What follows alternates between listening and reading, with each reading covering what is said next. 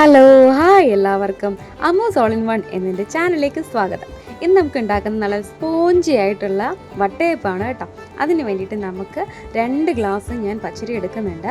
അപ്പോൾ അത് നമുക്ക് നന്നായിട്ടൊന്ന് കഴുകിയെടുക്കണം. വെള്ളം ഒഴിച്ചിട്ട് നന്നായിട്ടൊന്ന് ഇരടി കഴുകിയിട്ട് ഏകദേശം ഒരു 4 മണിക്കൂർ, മിനിമം 4 മണിക്കൂറെങ്കിലും നമ്മളൊന്ന് കുതിർക്കാൻ വെക്കണം.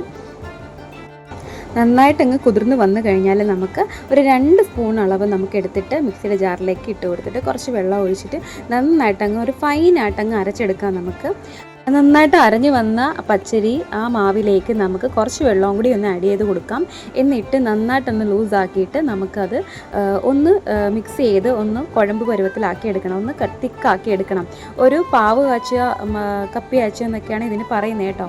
അപ്പോൾ ഇതുപോലെ ഒന്ന് മിക്സ് ചെയ്ത് കൊടുത്തിട്ട് ഇടയ്ക്ക് കട്ടകളൊന്നും ഇല്ലാണ്ട്, നമുക്ക് കട്ടകളുണ്ടായാലും പ്രശ്നമൊന്നുമില്ല, നമ്മൾ മിക്സിയിൽ ഇത് അരയ്ക്കാനുള്ളതാണ്. അപ്പോൾ ഇതുപോലെ ആക്കി മാറ്റി വെക്കാം. നമുക്ക് ചൂടാറണം കേട്ടോ ഇത് നല്ലതായിട്ട്.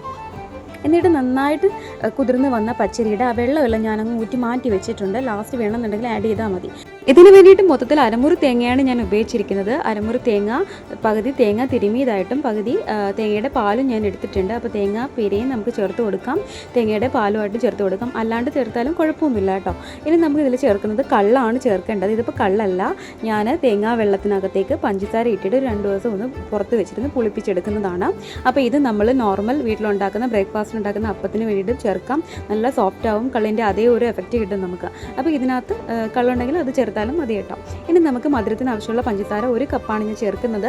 മധുരം കൂടുതൽ വേണമെങ്കിൽ ഒരു കപ്പോ അല്ലെങ്കിൽ 1.25 കപ്പൊക്കെ ചേർത്ത് കൊടുക്കാം. ഇനി നമുക്കതിലേക്ക് ഏലക്കയുടെ തോട് മാറ്റിയിട്ട് അതിൻ്റെ അരി മാത്രം ഞാനത് ചേർത്ത് കൊടുക്കുന്നുണ്ട്. ഒരു 6-7 ഏലക്ക എടുത്തിട്ടുണ്ട്. ഇനി നമുക്ക് ഇത് മിക്സിയിൽ നന്നായിട്ടൊന്ന് ഫൈനായിട്ട് അരച്ചെടുക്കണം. അരച്ചെടുക്കുമ്പം തരിത്തരി വരരുത്. അപ്പോൾ നല്ലതായിട്ട് അങ്ങ് അരച്ചെടുക്കുക. അപ്പോൾ മിക്സിയിൽ കുറേശ്ശെ ഇട്ട് നന്നായിട്ടങ്ങ് അരച്ചെടുക്കുക. പിന്നെ ഈ വെള്ളം നമുക്ക് നോക്കിയിട്ട് ലാസ്റ്റ് വേണമെങ്കിൽ ചേർത്ത് കൊടുക്കാം. നമ്മൾ കുതിർത്തപ്പം വെള്ളം മാറ്റി വെച്ചിട്ടുണ്ടായിരുന്നു, അപ്പോഴും ചെയ്യാം കേട്ടോ. അപ്പോൾ ഞാനത് നന്നായിട്ടൊന്ന് മിക്സിയിൽ അരച്ചെടുക്കുന്നു. ഇനി നമുക്ക് മാവ് കുറുക്കി വെച്ചിട്ടുണ്ട്, കപ്പി കാച്ചെന്ന് പറഞ്ഞില്ലേ, അപ്പോൾ അത് നമുക്കൂടി ചേർത്ത് കൊടുക്കാം. അതും കൂടി ചേർത്തിട്ട് നന്നായിട്ടങ്ങ് ഫൈനായിട്ട് അരച്ചെടുക്കാം നമുക്ക്. അപ്പം നമ്മുടെ ബാറ്ററെല്ലാം റെഡി ആയിട്ടുണ്ട്. എല്ലാം കൂടി ഒന്ന് മിക്സ് ചെയ്യുക. ഇതിൽ സോഡാപ്പൊടി ഒന്നും ചേർക്കേണ്ടതില്ല, അല്ലാതെ തന്നെ പുളിച്ചോളും. ഏകദേശം ഒരു 10 തൊട്ട് 12 മണിക്കൂർ വരെ നമ്മളൊന്നും പുളിപ്പിക്കാൻ വെക്കണം മാവ്. അപ്പം നമുക്ക് മാവെല്ലാം പുളിച്ച് നല്ല പൊന്തി വന്നിട്ടുണ്ട്. അപ്പോൾ ഇനി നമുക്ക് ഇതിലേക്ക് കുറച്ച് ഒരു പിഞ്ച് അളവിൽ ഉപ്പും കൂടി ആഡ് ചെയ്യാം. എന്നിട്ട് നന്നായിട്ട് മിക്സ് ചെയ്യാം. ഇനി മാവ് ഇളക്കാനും കൈയിട്ട് ഇളക്കാനും വലിയ ഇഷ്ടമാണ് എനിക്ക്. എന്നിട്ട് നന്നായിട്ടൊന്ന് മിക്സ് ചെയ്ത് മാറ്റി വെക്കാം. ഇനി ഇത് നമുക്ക് ആവിയിൽ വേവിച്ചെടുക്കാൻ വേണ്ടിയിട്ട് ഇഡലി ചെമ്പിലേക്ക് കുറച്ച് വെള്ളം ഒഴിച്ച് ഒന്ന് ചൂടാവാനായിട്ട് വെക്കാം. എന്നിട്ട് അതിലേക്ക് ഒരു വട്ടത്തിലുള്ളൊരു പാത്രം ഇറക്കി വെച്ചിട്ട് കുറച്ച് വെളിച്ചെണ്ണയോ അല്ലെങ്കിൽ നെയ്യോ ചേർക്കാം നമുക്ക്.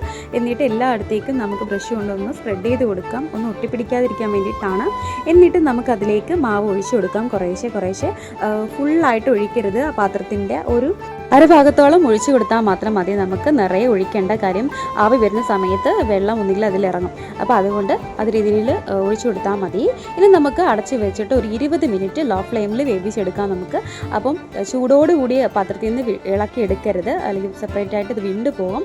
അതുകൊണ്ട് നല്ല ചൂടാറിയതിന് ശേഷമേ ഇളക്കിയെടുക്കാവൂ. നല്ല സോഫ്റ്റ് ആയിട്ടുണ്ട്. നമ്മൾ വീട്ടിൽ വട്ടയപ്പം ഉണ്ടാക്കുമ്പോഴത്തേക്കും ഇതുപോലെ ഒരു ടൈം കൊടുത്തിട്ട് വേണം നമ്മൾ ഉണ്ടാക്കിയെടുക്കാനായിട്ട്. കുറച്ച് ടൈം നമ്മൾ ഇതിന് വേണ്ടിയിട്ട് ക്ഷമയും കാര്യങ്ങളൊക്കെ നമുക്കിതിന് വേണം. കാര്യം കുറച്ച് ഒരു 10 മണിക്കൂറൊക്കെ നമുക്ക് പുളിപ്പിക്കണം, 4 മണിക്കൂർ കുതിർക്കണം. അപ്പോൾ അങ്ങനെയുള്ള ടൈമെല്ലാം നമ്മൾ കൊടുക്കണം. എങ്കിലേ നല്ല ഇത്രയും ടേസ്റ്റി ആയിട്ടും നല്ല ഫ്ലഫി ആയിട്ടും നമുക്ക് വട്ടയപ്പം കിട്ടത്തുള്ളൂ. നമ്മൾ കടകളിൽ നിന്നൊക്കെ മേടിക്കുന്ന അതുപോലെ തന്നെ ഉണ്ട്. അപ്പോൾ എല്ലാവരും വീട്ടിലത് ട്രൈ ചെയ്ത് നോക്കണം. ക്രിസ്മസ് ഒക്കെ അല്ലേ വരുന്നത്, അപ്പോൾ എല്ലാവരും ട്രൈ ചെയ്ത് നോക്കൂ. മസ്റ്റ് ട്രൈ ആണ്. അത് കണ്ടോ നല്ല ഫ്ലഫിയാണ്. അപ്പോൾ എല്ലാവർക്കും ഇഷ്ടപ്പെടുകയാണെങ്കിൽ തീർച്ചയായിട്ടും എൻ്റെ ചാനൽ സബ്സ്ക്രൈബ് ചെയ്യണം. കൂടെ ഷെയറും കമൻറ്റും അറിയിക്കണം. ഓക്കെ, വീണ്ടും വരാം. Tata, bye, see you later.